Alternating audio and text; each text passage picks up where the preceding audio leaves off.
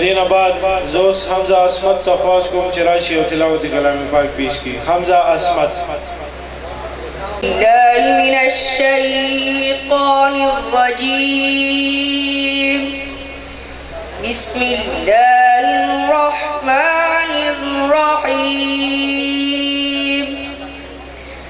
يا أيها المزمل قم الليل إلا قليلا نصفه أو انقص منه قليلا أو زد عليه ورتل القرآن ترتيلا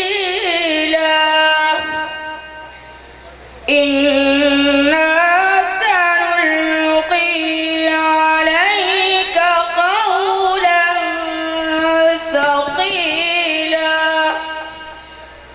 إن ناشئة الليل هي أشد وطئا وأقوم قيلا.